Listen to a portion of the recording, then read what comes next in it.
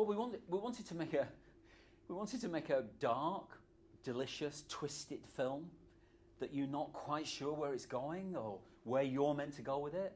I love the way that you have three characters. We have three great actors: James McAvoy, Vincent Cassel, Rosario Dawson. But you're not quite sure who's the centre of the film, who you should follow in the film. You know, Cassel is playing a kind of gangster, which he's good at. You know, he always does a good gangster. But by the end of the movie, he's like a kind of child in love. You know, he's kind of like not sure of himself. He's vulnerable. You know, and McAvoy begins as this seemingly reliable narrator. He has a voiceover. You know, he's successful in his business, in his job, and then suddenly he's assaulted by these guys. So what's happening there? And his journey is to a much darker place. And she begins obviously as apparently innocent professional bystander who's brought in to advise, using her skills as a hypnotist. But in fact, her story is much more critical to the whole construct of the film. The story about hypnotism is that you will never do anything you don't want to do. If you go into hypnotism, you will always be aware of where you are. You will know you're in the room, and you will never do anything foolish like take your clothes off if you don't want to. The truth is that for 5 to 10% of the population, 5 to 10% are what called virtuosos. They're extremely suggestible. And for them, they can be taken very, very deeply into trance, where they have no control over what they're doing at all. And things can be suggested to them. And so what happens in the movie is ethically deeply disturbing, but clinically it is possible to plant those stories in a person's mind and to get them to act on them like that. So that's the biggest disturbing thing you find about it. It's actually, for most people, it's benign, very mellow, very good tool, meditative. But for that 5 to 10%, it's very, very powerful. There's before Goya and after Goya. Goya is the man who changed everything.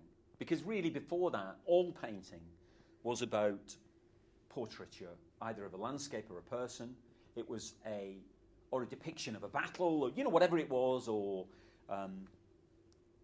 but it was a surface value. It could be psychologically incisive and interesting. You think of Rembrandt's work, his portraits, amazing. Self-portraits, extraordinary. But they're the surface. Goya went in here like that. He's the first painter to say, no, you can paint in here as well. And you can suggest it in many, many different ways, through symbolism, through figurative.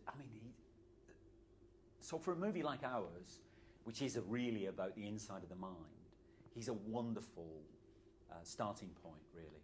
And it's a very beautiful painting, of course, as well. It has a kind of symbolism for us, because the three witches are really what's happening in McAvoy's mind, and he's under the blanket. He isn't really aware of what's going on yet, and it's revealed to him, and there's like hints to that throughout the movie. Also, I'd love to steal a Goya, and it's just down the road. I could on this trip, That would make great publicity for the movie. Excellent, really good actors. I thought James might be too young, but I think he's changing as an actor. He's in his early 30s now, so he's maturing as an actor, and he does an extraordinary job, because his transition from seemingly, his innocence at the beginning to what he actually uncovers about himself is an extraordinary journey. Cassel is, for me, one of the greatest actors in the world. It was a wonderful pleasure to work with him. He's not working in his own language, but he works in a number of different languages now. He works in French, in Spanish, in Portuguese, and in English. So thank God. So he was wonderful. That was a dream come true for me. And she's always someone that I've wanted to work with. I've always thought she's one of those. There are quite a few of them actually in America. There aren't the parts for these women.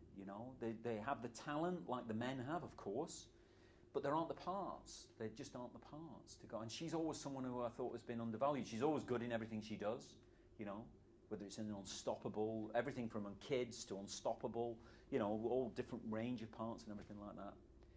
They have that thing where they're kind of like, they have the elements of a character actor, but they're a lead actor as well. And so it was wonderful to be able to work with her.